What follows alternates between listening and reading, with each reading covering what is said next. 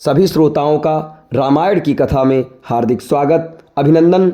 आज के प्रसंग में आप सभी के सामने प्रस्तुत है भरत शत्रुघ्न की वापसी।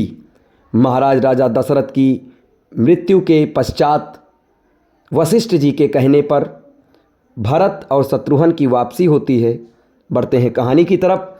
गत रात्रि के स्वप्न और इस प्रकार दूतों के आगमन ने भरत के मन में उठने वाले अनिष्ट की आशंका को और प्रबल कर दिया, किंतु उनके बार बार पूछने पर भी दूतों ने किसी भी अशुभ समाचार के विषय में कुछ नहीं बताया।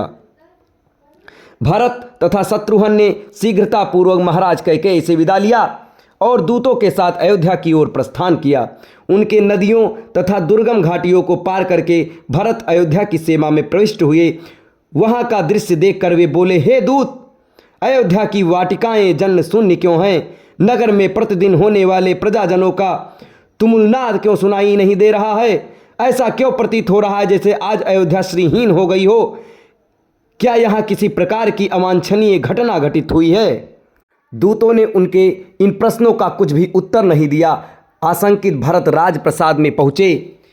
वे सबसे पहले चले अपने पिता के दर्शन करने के लिए उनके भवन की ओर। उन्हें वहां न पाकर वे अपनी माता कैकेयी के कक्ष में पहुँचे। उन्हें देखकर मुस्कुराती हुई कैकेयी स्वर्ण के आसन से उठी। भरत ने माता का चरण स्पर्श किया। कैकेयी ने उन्हें हृदय से लगाकर आशीर्वाद दिया और अपनी माता और पिता के कुशल समाचार पूछा। कैकेयी की कुशलता के विषय में जान लेने के पश्चात वह बोली, वत्स, मार्ग में तुम्हें कोई कष्ट तो नहीं हुआ? उसके इस प्रश्न का कुछ भी उत्तर न देकर भरत ने पूछा, माता, मैं पिताजी के भवन से यहाँ आ रहा हूँ। वे वहाँ नहीं थे, मुझे बताइए वे कहाँ हैं?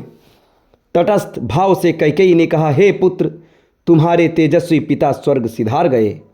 कैकेयी के मुख से इन शब्दों को सुनते ही भरत के हृदय को मर्मांतक आघात लगा। वे बिलक बिलक कर रोने लगे। फिर वे बोले, अचानक ये कैसे हो गया? हाय, मैं कितना अभागा हूँ कि अंतिम समय में उनके दर्शन भी न कर सका। धन्य हैं राम लक्ष्मण, जिन्होंने अंतिम समय में पिताजी की शुश्रूषा की। पिताजी के बाद अब भैया राम ही मेरे आश्रय एवं पूज्य हैं। वे कहाँ हैं? माता, क्या अंतिम समय में पिताजी ने मुझे याद किया था? मेरे लिए उन्होंने क्या संदेश दिया है? भरत को सांत्वना देती हुई कैकेयी बोली, वत्स, तुम्हारे पिताजी ने तुम्हारे लिए कुछ भी संदेश नहीं दिया। 5 दिवस और 5 रात्रि तक वे हा राम, हा राम, हा लक्ष्मण, हा सीता कहकर विलाप करते रहे और विलाप करते करते ही परलोक सिधार गए। यह सुनकर भरत की पीड़ा और बढ़ गई और वे बोले, क्या पिताजी के अंतिम समय में भैया राम भी नहीं थे? क्या पिताजी को उनके वियोग में प्राण त्यागने पड़े? वे कहाँ चले गए थे? कैकेयी ने मुस्कुराते हुए कहा, तुम्हारा बड़ा भाई राम तो लक्ष्मण और सीता के साथ वक्कल पहनकर वन को चला गया है। मैं तुम्हें पूरी बात से अवगत कराती हूँ। तुम्हारे पिता ने राम के अभिषेक का निश्चय किया था। राम के अभिषेक की बात सुनकर मैंने महाराज से 2 वर मांग लिए। प्रथम वर से तुम्हारे लिए अयोध्या का राज्य मांगा और द्वितीय वर से राम के लिए 14 वर्ष का वनवास। राम के साथ सीता और लक्ष्मण भी स्वयं अपनी इच्छा से चले गए। उनके चले जाने पर तुम्हारे पिता विलाप करते करते मृत्यु को प्राप्त हो गए। अब ये राज्य तुम्हारा है, अतः शोक को त्याग दो और निष्कंटक राज्य करो। तुम्हारे विरुद्ध विद्रोह करने वाला अब इस नगर में कोई भी नहीं रह गया। मैंने पूरी व्यवस्था कर रखी है। तुम गुरु वशिष्ठ और मंत्रियों को बुलाओ और अपना राज्य तिलक करवाओ। राम लक्ष्मण के वनवास के विषय में और पिता की मृत्यु का कारण जानकर भरत का मन व्यथा से भर गया और साथ ही साथ उनका तन क्रोध से जल उठा। वे बोले, हे पापिन माते, तुम रघुकुल का कलंक हो। मेरे भाइयों के वनवास और पिता की मृत्यु का कारण तुम्हारी दुष्टता ही है। तुम रघुकुल का नाश करने वाली नागिन हो। हे जड़बुद्धि, तुमने राम को वन क्यों भेजा? मुझे तो प्रतीत होता है कि पिताजी की भांति माता कौशल्या और माता सुमित्रा भी पति और पुत्र वियोग में अपने प्राण त्याग देंगी।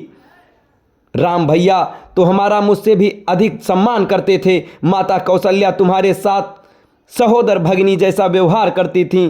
फिर तुमने इतना बड़ा अन्याय क्यों किया? हे पाषाण हृदय माता, जिन भाइयों और भाभी ने कभी दुख नहीं देखा, उन्हें इतना कठोर दंड देकर तुम्हें क्या मिल गया? भैया राम के वियोग में मैं पल भर भी नहीं रह सकता। क्या तुम इतना भी नहीं जानती कि सद्गुणों में मैं राम के चरणों की धूल के बराबर भी नहीं हूं? तुमने मेरे मस्तक पर बहुत बड़ा कलंक लगा दिया है। मैं इसी क्षण तुम्हारा परित्याग कर देता, किंतु तुम्हारे उदर से जन्म लेने के कारण ऐसा भी नहीं कर सकता। अस्तु, मैं यदि तुम्हें नहीं त्याग सकता तो क्या हुआ, अपने प्राण तो त्याग सकता हूं। मैं विष खा लूंगा या वनों में राम को ढूंढते हुए प्राण त्याग दूंगा। ये तुमने कैसे भुला दिया कि इक्ष्वाकु कुल में सदा ये ज्येष्ठ पुत्र ही राज करता आया है। मैं अभी वन जाकर राम को वापस बुला लाऊंगा और उनका सिंहासन उन्हें सौंप दूंगा। इतना कहकर वे शत्रुघ्न सहित रोते रोते कौशल्या के भवन की ओर चले गए। भरत और शत्रुघ्न ने माता कौशल्या का चरण स्पर्श किए और उन्हें आशीर्वाद देकर कौशल्या बोली, वत्स, ये तो अच्छी बात है कि तुम्हें राज्य प्राप्त हो गया, किंतु निर्दोष राम को वनवास देकर तुम्हारी माता को क्या मिला? मैंने निश्चय किया है कि तुमने सिंहासन संभालने के पश्चात मैं भी वन चली जाऊंगी। उनके इन शब्दों को सुनकर भरत ने रोते हुए कहा, हे माता, आप मुझे कोई दोष ना देती। जो भी कुछ हुआ वह मेरे अनुपस्थिति में हुआ है। भैया के वियोग में तो मेरा हृदय फटा जा रहा है। उनके बिना अयोध्या का तो क्या, यदि त्रैलोक्य का राज भी कोई मुझे दे तो मैं नहीं लूँगा। राम के वनगमन में यदि मेरी लेस मात्र भी सहमति हो तो मुझे रौरव नरक मिले। इसी समय भूमि फट जाए और मैं उसमें समा जाऊं। यदि इस दुष्ट कार्य में मेरी सहमति हो तो मुझे वह दंड मिले जो घृणित पाप करने वाले पापी को मिलती है। ये कहकर रोते हुए भरत मूर्छित होकर कौशल्या के चरणों में गिर पड़े। जब वे कुछ चैतन्य हुए तो कौशल्या बोली, बेटा, इस प्रकार की बातें करके तुम मुझे क्यों दुखी करते हो? क्या मैं तुम्हें और तुम्हारे हृदय को नहीं पहचानती? और वे भरत को नाना प्रकार से सांत्वना देने लगीं। अब इसके आगे भरत शत्रुघ्न क्या करते हैं आपको अगले वीडियो में बताया जाएगा। तब तक हमारे साथ बने रहें। धन्यवाद।